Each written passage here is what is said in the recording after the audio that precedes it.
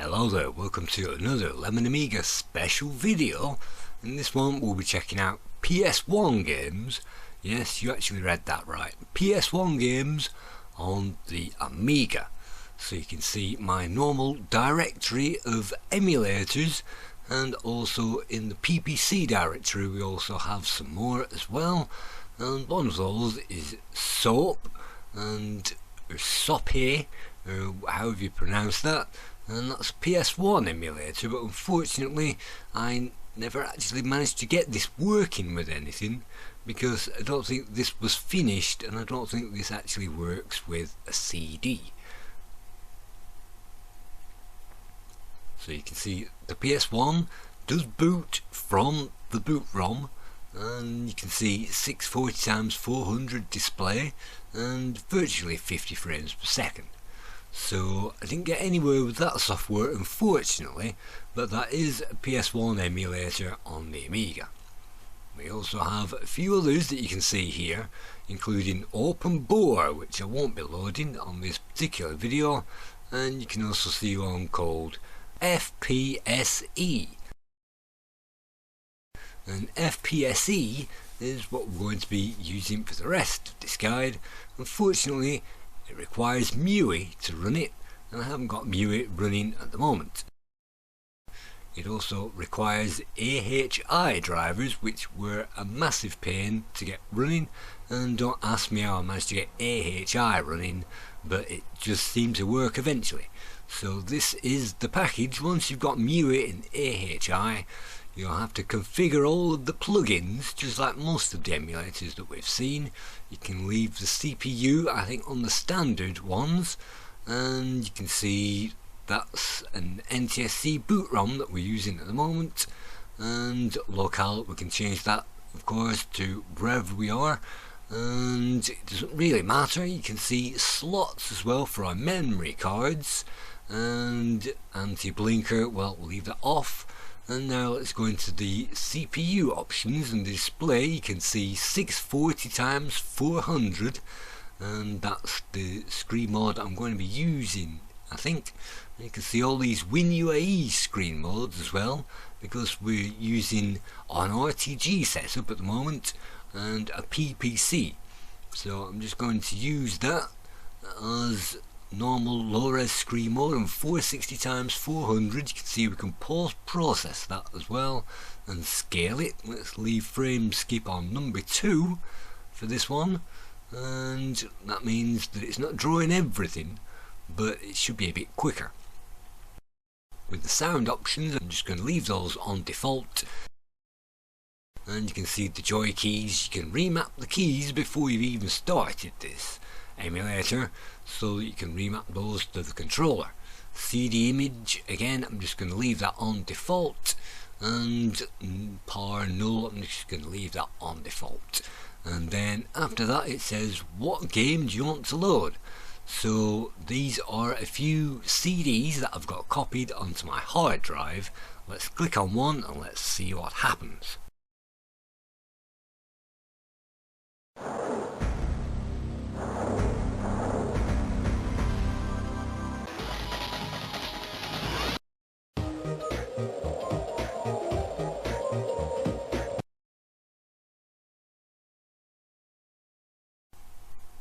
We've actually chosen to play Rainbow Islands, and in this one you can see Bobble is available, and the normal Rainbow Islands, and also the enhanced one as well. Let's go for the enhanced one and let's check this out.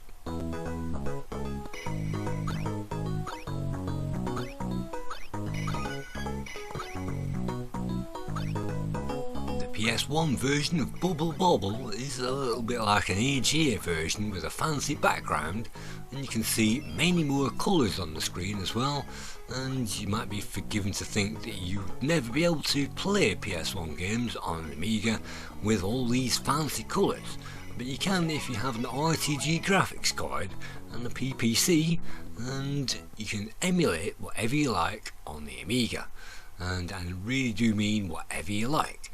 So we're going to be playing a few games during this particular playthrough.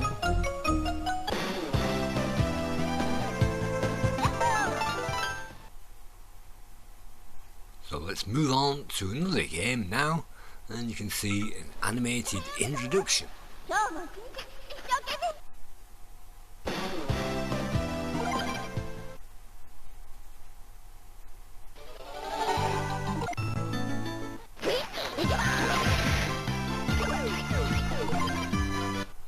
This looks like it's a Titanic Twin Bee type of a game, and after a bit of loading we find this introduction sequence, and hopefully I'll find the correct keys eventually to start playing.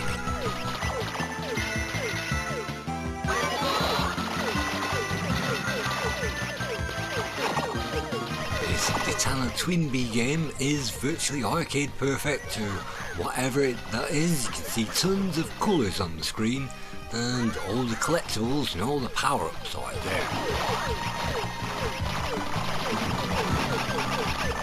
This makes the Amiga version of Titanic Twin Bee look like an afterthought, and if you have an RTG graphics card, of course there's no limit to what you can produce.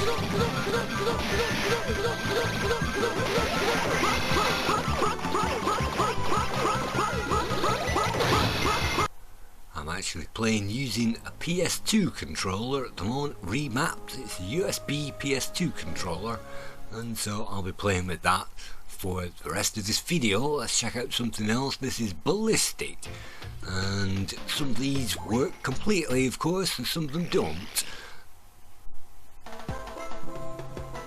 And unfortunately, some of them work with the music and some of them don't. And I think this one had some kind of an audio bug in it where we couldn't actually play it.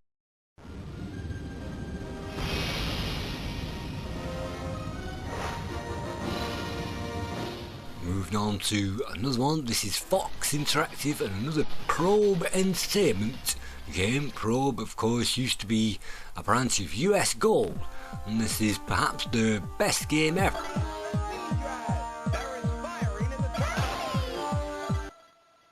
And Hard Trilogy is definitely a favourite of mine on the PlayStation 1.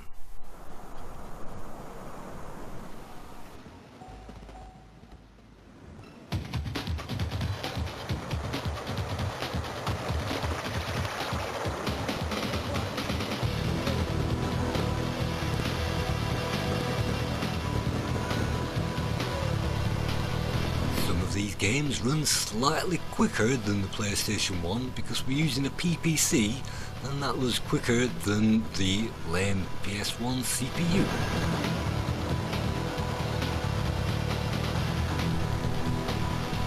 Using this controller we can roll and we can jump, we can lob grenades, we can fire using our pistol. This particular game runs too quickly, but you can see it is playable and we can run into all these items.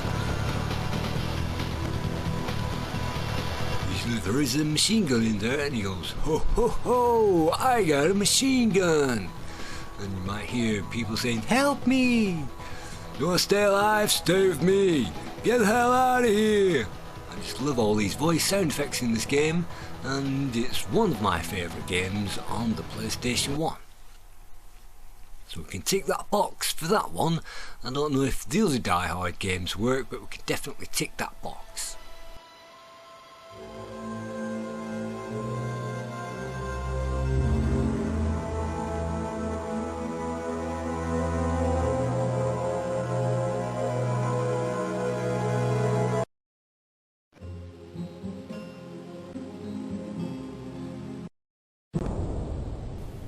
Moving on now, skipping through the introduction, we've managed to get Medieval working. So some of these games work 100%, some of them work maybe 50%, so you can see some patches on the floor.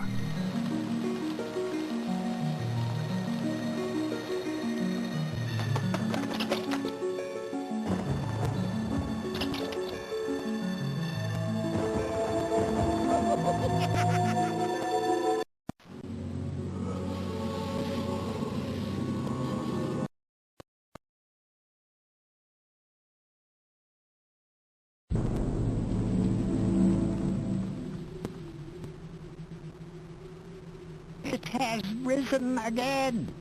Sir Daniel Fortescue.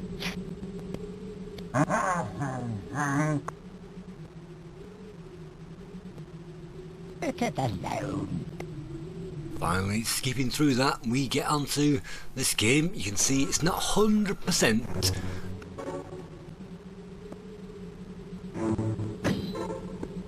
And frames per second in this game is quite on the limited side. I think we can maybe get 14 frames per second out of this game using this particular setup. You can see we can toggle the frames per second as well on the top corner of the screen that you can see. And we can do everything that we can normally in this game, only just a little bit slower.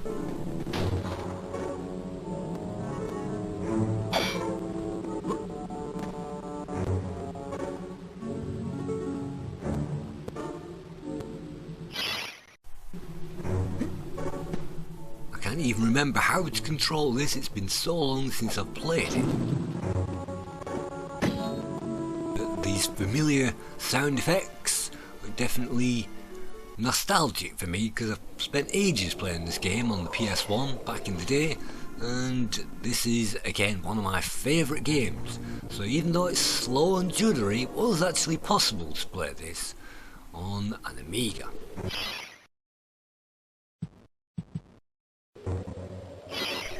And finally we've managed to find ourselves the inventory screen.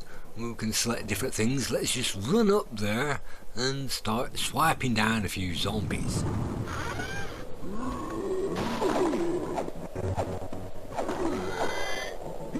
Ooh, ooh, ooh. I like the sound of zombies in this game. Typical zombies, and you can just hack and slash at the beginning of it. You can see the frame buffer isn't 100%. When it's trying to load the next scene, sometimes it won't load that onto the screen, but that's a minor fault with some of these games.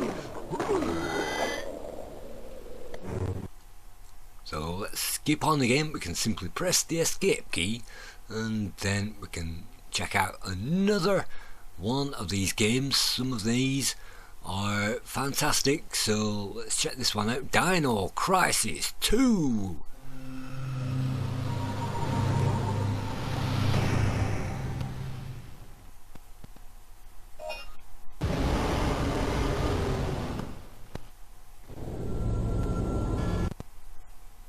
Of course, Dino Crisis 2 was based on ray traced screens, and it's a CD-ROM of ray traced screens with some huge sprites in it. So this game should have absolutely no problem running on our machine. If I can actually remember the key to open the door.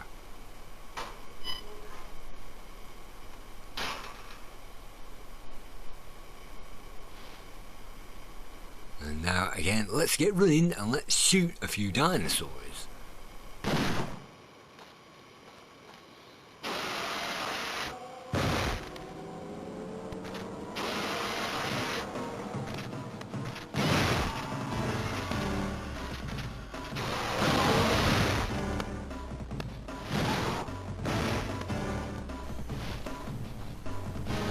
Dino Crisis 2 runs maybe 85%, and apart from a number of cutscenes which are slightly broken, you can see the main game itself plays 100% and at the right speed as well.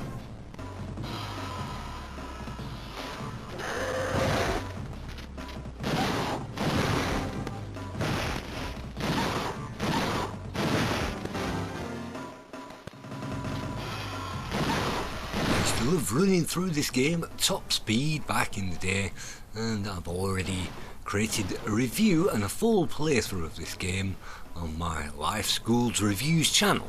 So if you love this game, check out Life Schools Reviews, where I go all the way through that game at loads. I'm very happy with that, maybe 80 to 90% complete. So let's move on to another game. This is Crash Bandicoot, and this is us running along the first level, or one of the first levels of the game, and you can see it is slightly, very slightly quicker than the PS1 original with the PS1 CPU. What have we got?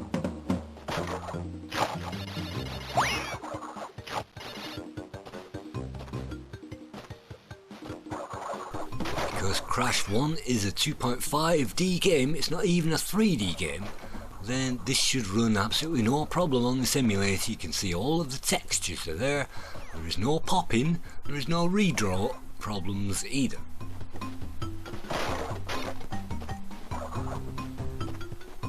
So definitely Crash Bandicoot was possible on the Amiga as long as you had a fast CPU.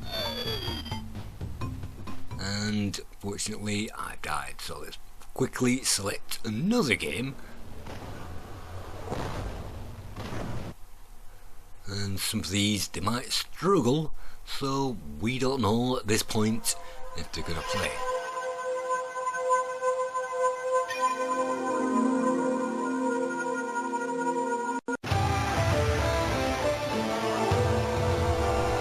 And this is the fantastic Tenchu 2. And I definitely remember Tenchu 2. I didn't really play Tenchu 1 much, but Tenchu 2, I definitely remember that. It is. And again, maybe the cutscenes are slightly broken, I have no idea, but you can see the game itself runs at PlayStation 1 speed. You must master the art of moving like a ninja. Climb up the stairs and practice as I You can do everything that you can normally do within it. Kill enemies and swim and everything else.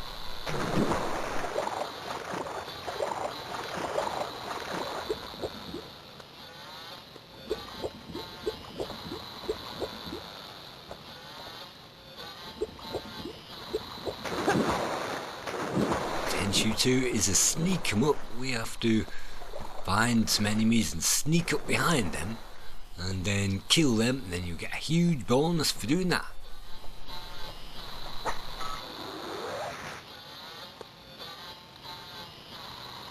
So the game works, it works virtually, well, again, maybe 90%, and that's good enough for playing a game like this. Unfortunately, it won't tend to play many fast driving games or things that require tons and tons of horsepower. And this is a Neversoft game, so that can only be one thing.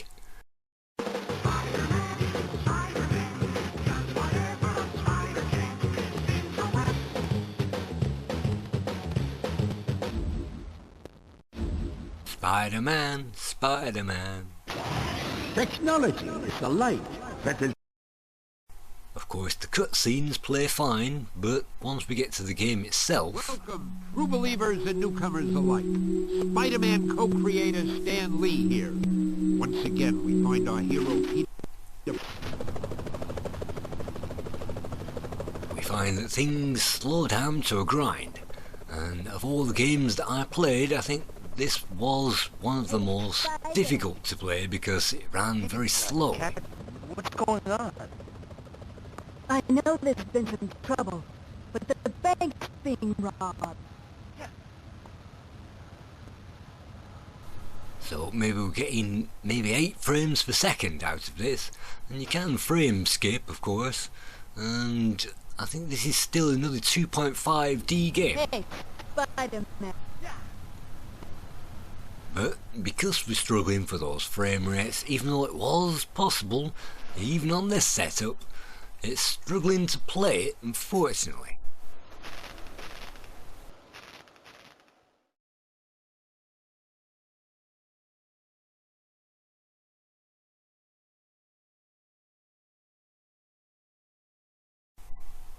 Of course, this game needs no introduction, and as usual, the opening cutscenes work fine because it's simply a video playing off a CD, and if we try to skip that, it's going to complain, but here we are, Wipeout! So, there are all those people that said Wipeout was not possible on an Amiga. Well, it was possible on a PS1, and you can play PS1 games on Amiga. So, in a roundabout way, it definitely was possible, and of course we're playing the PS1 version at the moment. let's just choose our ride and jump into the very first level of the game. That is, if I can work out how to press the right buttons, choose the right things. And alright, that looks fine to me. Let's just continue. And that looks very familiar indeed, look at that. And loading up from a virtual CD now, Wipeout on the Amiga. 3, 2, 1, go! So even though we've chosen to frame skip by 2, this isn't drawing every single frame, it's drawing every other one. It's still very smooth, as you can see, and definitely smoother than most Amiga games. And if we pause and return, it will also kick in the music as well. That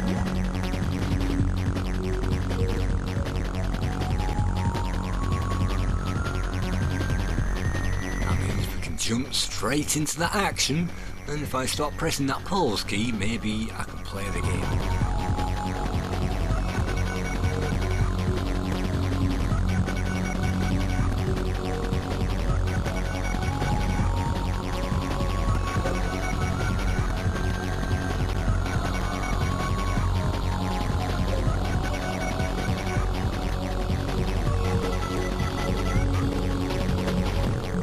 Wipeout is definitely one of the classics on the PlayStation 1, and anybody who's played this will be familiar with it.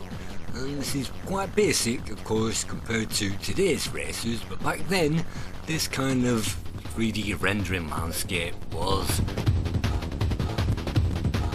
very exciting to fly around at high speed, and maybe even in the future something like this or F-Zero is still possible.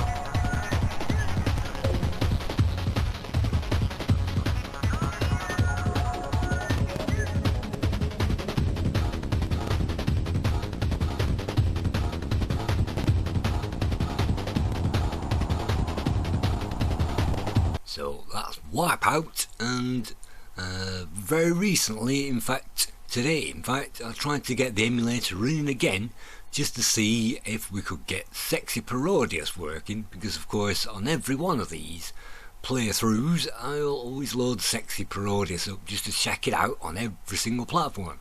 Unfortunately my AHI sound drivers weren't working, and despite banging my head against the brick wall all of this evening, I couldn't get the AHI to work. It works on Workbench, but it doesn't work anymore in the emulator. But you can see Parodius works like an absolute dream, as it would do. All of the colours are there, and everything else is there, including hopefully the music and the sound effects. But unfortunately, look at all those wonderful graphics. Unfortunately, I couldn't get the music to load, so let's cut through to another one.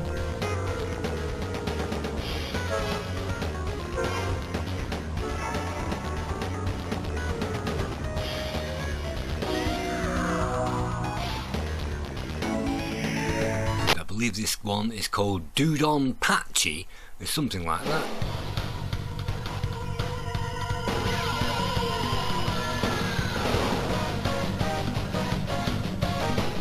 This is the very first time I've seen this game, so let's see if I can figure out the controls. If we hold down one of the keys, it fires forwards, and we're going to have to power this thing up. Luckily there are power-ups to collect, and that means we can get through it fairly quickly.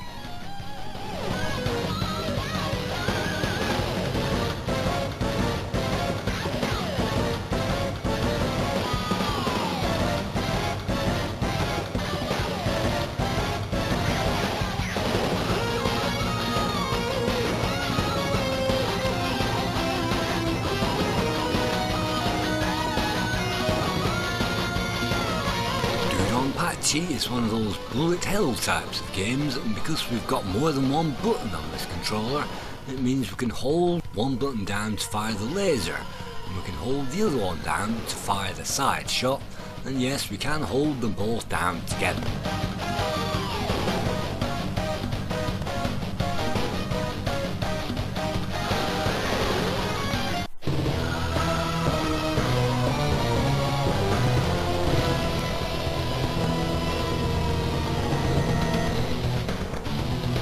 bullet hell game, there'll definitely be some moments where you have to avoid everything or get blown up, and it's quite difficult unless you remember to use up all of the smart bombs before you die.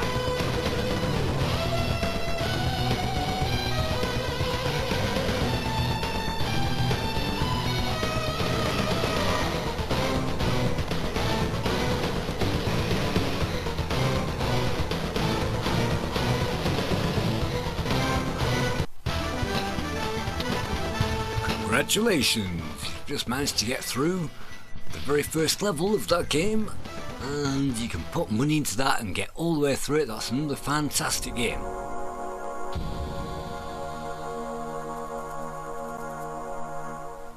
Unfortunately, one of the games which didn't work was Tomb Raider, and it's very difficult to even get Tomb Raider started on these emulators. For some reason it's a bit quirky and doesn't want to run.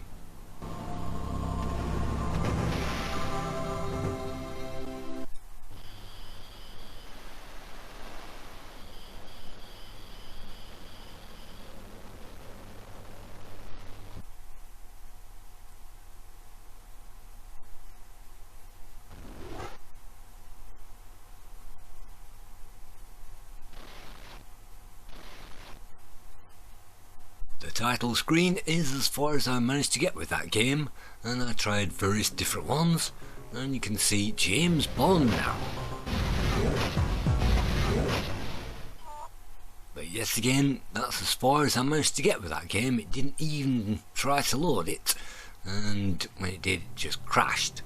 So let's move on to The World Is Not Enough now by James Bond, for maybe one of our penultimate games. We're getting to the end of this video now. To help you defeat the metal detector.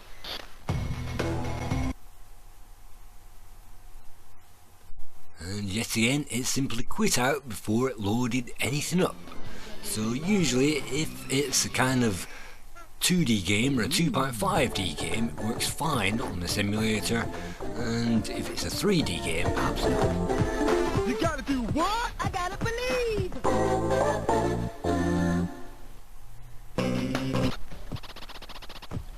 And of course the biggest classic on the system without question must be PaRappa the Rapper, and so PaRappa works 100%, and also the sequel as well. Kick, punch, it's all in the mind. If you wanna test me, until you find the thing to teach ya, it's sure to beat ya. Nevertheless, you'll get a lesson from teacher. Now kick, Kick, kick, kick, punch, jump, block. Once more now, kick, kick, kick, kick, punch, jump, and block. Don't get cocky, it's gonna get rocky. We gonna Definitely something like PaRappa the Rapper could have been converted to the Amiga. It uses animations above an animated background to make it look 3D, when in fact it really isn't. hold, and time. Yeah. And some of the timings might be slightly out on this version, it depends on your CPU. Thanks for joining us, and we'll see you again in another video sometime soon. Thank you. Jump, jump, jump, jump, jump, turn,